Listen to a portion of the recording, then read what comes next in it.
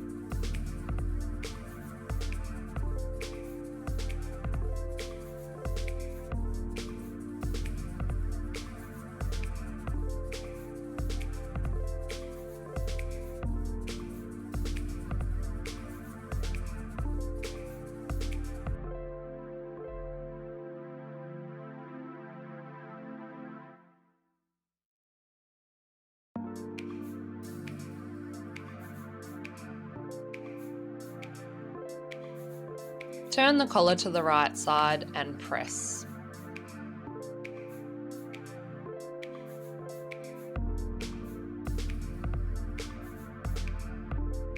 Press the lower edge of the outer collar stand.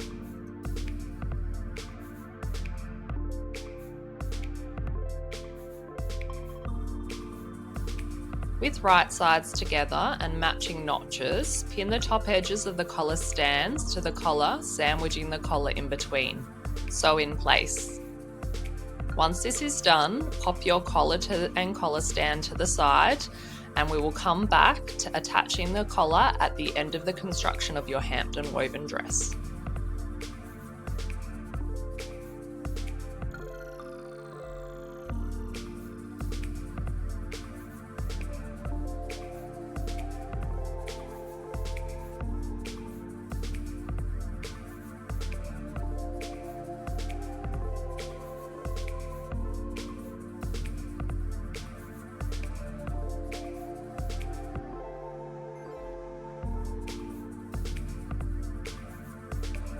Attach the collar to the neckline and completion of your Hampton Woven dress. With notches matching, pin the right side of the inside collar stand to the wrong side of the neck opening.